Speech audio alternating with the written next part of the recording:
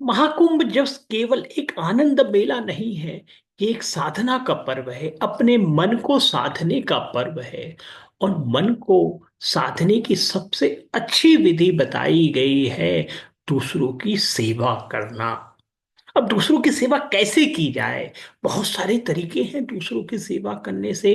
तन से सेवा की जाती है, कोई लोग मन से सेवा करते हैं। मन से मतलब लोगों के बारे में अच्छी बातें सोचना, अच्छी बातें सोचना। और तीसरी सेवा धन की सेवा होती है। और लेकिन तन के अलावा, मन के अलावा, धन के अलावा सबसे बड़ा जो दान पुण्य, सबसे बड़ी सेवा बताई गई है, वो होती है विद्या की।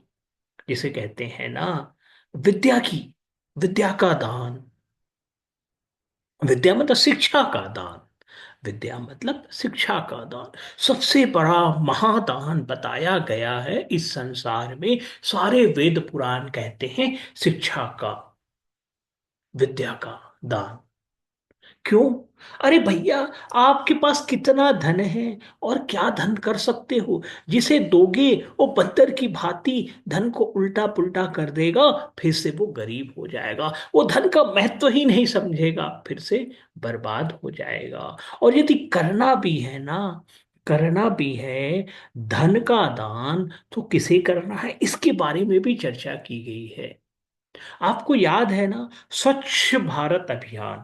जब स्वच्छ भारत अभियान की जब भी बात होती है, स्वच्छता हमेशा घर से शुरू की जाती है। यदि मेरा घर स्वच्छ है, मेरा आंगन स्वच्छ है, मेरे पड़ोसी का घर स्वच्छ स्वच्छ है, मेरे पड़ोसी का आंगन स्वच्छ है, मेरे सामने का जो रोड जा रहा है, जो गली जा रही है, वो स्वच्छ है। यदि हर भारतीय के मन में ये भावना आ जाए, तो भायरा भारत देश स्वच्छ हो जाता है, स्वच्छ भारत हो जाता है। बहुत सिंपल है भाई, बहुत सिंपल है।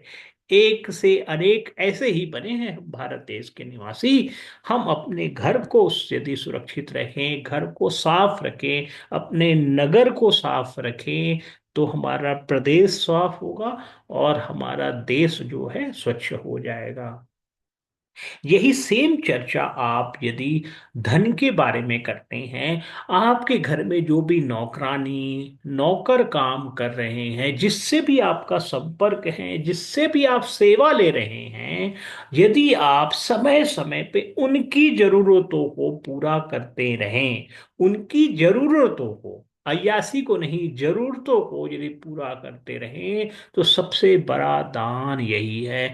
आपको इधर मंदिर मस्जिद जो भटकते रहते हो ना, वहां दान दू, वहां दान दू, वहां नाम लिखाएगा मेरा मंदिर में, एक शिला में मेरा नाम लिखाएगा, ना बाबा ना। हो सके ज्यादा धन है तो दे देना, लेकिन पहला जो हिस्सा है, अपने घर में जो नौकर नौकरानी काम कर रहे हैं, आपका सबसे परम दायित्व है उनका। आप बोलोगे ऐसा क्यों? अरे भैया, यदि आपके आंगन में आपने एक फूल लगाते हो ना, उसके जो ग्रो होते हुए, उसके जो फूलों की खुशबू निकलते हुए जो आप देखते हो ना, आपने बीज डाला था, आपने मिट्टी सजाई थी, बीज डाला था, पानी डाला था, थोड़ा इंतजार किया था, 5 दिन 10 दिन, छोटे छोटे छोटे छोटे पेड़ निकले हैं, छोटे छोटे निकले हैं भैया। उसके बाद उनसे क्या है, पुष्प निकल, उसकी कलियां निकलती है, फिर पुष्प निकलते हैं। आपने देखा है उनकी जर्नी, वो कैसी जर्नी रही है, एक बीज की जर्नी कैसी रही है, बड़ी सुखदायक होती। एक फूल भी निकलता है ना, आप अपने ईश्वर को समर्पित करते हो या अपने टेबल में रखते हो, मार्केट से तो हजारों फूल खरीद सकते हो, लेकिन उस पुष्प की कुछ बात ही अलग होती है। तो यही करना है जो आपकी सेवा कर रहे हैं, समझ लीजिए ईश्वर ने आपके सामने वो बीज दे दिया है आपको। सेवा लगातार लेते रहिए ईमानदारी से, उनका भी परम दायित्व है। हम कभी नहीं कहते कि किसी को भी सेवा में रखनी चाहिए। सेवा में उसी को रखनी चाहिए जो तन मन से आपकी सेवा कर सके, जिसका मन पवित्र रहे भैया। तो ऐसे लोगों को समय समय पे जब भी जरूरत हो धन की, दान देते रहना चाहिए। महाकुंभ ये समय ही ऐसा है जो कहते हैं हर दिन कुछ ना कुछ करते रहिए। और हो सके यदि उनके बच्चे छोटे हैं, उनको सही मार्ग में लाने के लिए शिक्षा का दान दीजिए, सही गाइड कीजिए। यदि आप व्यापारी हैं, आपके घर 5 से 10 लोग, 20 लोग, 100 लोग काम करते हैं, तो उनकी आपकी जवाबदारी है कि उनके बच्चों की शिक्षा का आप दायित्व उठाइए। क्योंकि ये आप केवल एक बच्चे की शिक्षा का दायित्व नहीं उठा रहे हैं, ये मेरे भारत देश के भविष्य का दायित्व उठा रहे हैं। अरे हम सब हिंदू सनातनी यदि एक दूसरे की मदद नहीं करेंगे तो कौन आएगा। और हमें किसी की जरूरत है भी नहीं, क्योंकि हम सब अपने आप में सक्षम हैं। तभी तो आप इतना धन कमा रहे हैं, विद्या कमा रहे हैं। यदि आप उनको एक एक वर्कर जो काम कर रहे हो उनको एक पार्टनर के रूप में एहसास दिलाओगे ना कि तुम भैया केवल नौकर नहीं हो, घर के सदस्य हो, मेरे इस परिवार के परे सदस्य हो, तो बंदा ऐसे काम करेगा, दिल लगा के काम करेगा, चारों तरफ सुरक्षा देगा। आपके आंगन में पुष्प ही पुष्प खिल उठेंगे, पुष्प ही पुष्प खिल उठेंगे। और मेरा कृष्ण, मेरा गोविंद जो है ना, मेरा हरि है ना, अति खुश होगा, बहुत मन प्रफुल्लित होगा, उनका मन प्रसन्नचित होगा, मन आनंदित होगा। महाकुंभ का सारे का सारा जो फल है आपके घर बैठे मिलता जाएगा, इधर उधर जाने की जरूरत नहीं है। ये महाकुंभ लगा है केवल प्रयागराज में नहीं, मेरे पूरे भारत देश में महाकुंभ लगा है। केवल अपने मन को साधने का समय है, मन को साधते रहिए, अच्छे काम में लगाते रहिए, पुण्य के काम में लगाते रहिए। गंगा यमुना सरस्वती को हर पल हर क्षण याद करते रहिए। वो हम सबकी माँ है, हम सबकी माँ है। और माँ बड़ी उदार होती है, माँ बड़ी सरल होती है, माँ बहुत तरल होती है। यही मेरी गाँ, यही मेरी माँ गंगा है, जो बहुत सरल है, जिसका कलर भी नहीं है, देखा है ना आपने। उस पानी को, उस पवित्र पानी को हम जहाँ रखते हैं वहीं उसका आकार ले लेती है, हर पल हर क्षण बहती है। विष्णु के चरणों से निकली है, मेरे भोले शिव शंकर के जटाओं में समा जाती है, मेरे ब्रह्मा के कमंडल से निकली है। वो गंगा मैया है, वो गंगा मैया है, हर पल हर क्षण अविरल बहती है, हम सबका पाप धोती है, हम सबको पवित्र करती है। तो ये हम सबका दायित्व है, महाकुंभ में कुछ ऐसा करें, कुछ ऐसा जीवन में उद्धार करें। केवल अपना नहीं, अपने आसपास जितनी चीजें हैं उसमें हमारे दृष्टिकोण बदलनी चाहिए। जो वर्कर काम कर रहे हैं उनके परिवार का दायित्व उठाना होगा, आपको अच्छी शिक्षा देनी होगी। उन बच्चों को बुलाइए घर पे, चर्चा करें, 5 मिनट 10 मिनट उनके साथ समय बिताया करें। उनको लगेगा सेठ जी हमें बहुत वैल्यू देते हैं, अरे भैया फ्री में शिक्षा हो जाएगी, आज एमबीए कॉलेज जाना नहीं पड़ेगा। अदानी जो और अंबानी है ना, इनसे पूछिएगा किस एमबीए कॉलेज में एडमिशन लिया था, कहीं नहीं लिया था। धीरू भाई अंबानी को पूछिएगा, आपने पढ़िएगा उनके बारे में, कोई एमबीए कॉलेज नहीं गए भैया, कोई एमबीए कॉलेज नहीं गए।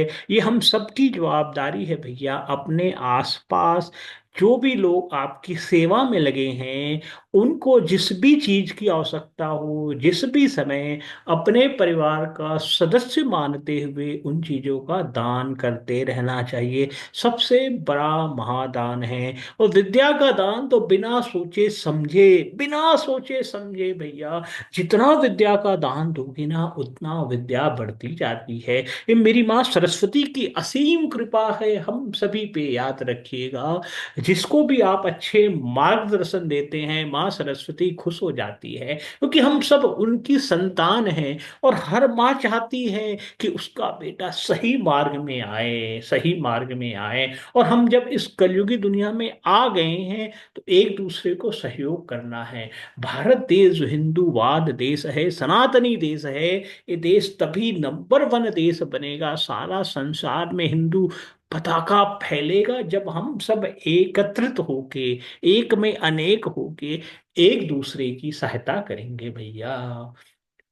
महाकुंभ में संगम जो हो रहा है उसी का संगम है। ये केवल नदियों का, त्रिवेणी का संगम नहीं है, गंगा यमुना सरस्वती का संगम नहीं है। ये केवल ब्रह्मा विष्णु महेश का संगम नहीं है। ये हमारे विचारों का संगम है भैया। हम सबको एक दृष्टि से देखना होगा।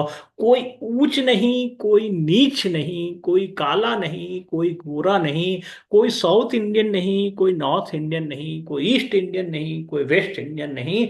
हम सब इस हिंदू धर्म के पताका के नीचे एक ऐसे साम्राज्य की स्थापना करनी है, एक पूरे संसार की स्थापना करनी है कि आगे आने वाली पीढ़ी हम सब पर गर्व करे कि हम सब उस सनातनी धर्म के पवित्र महाकुंभ से निकले हुए पवित्र लोग हैं, जिन्होंने अपने बारे में ज्यादा ना सोचकर हम सब की कल्पना की है, अपने विचारों में सब सर्वधर्म सुख शांति की कल्पना की है, सबके सुख शांति की कल्पना की है।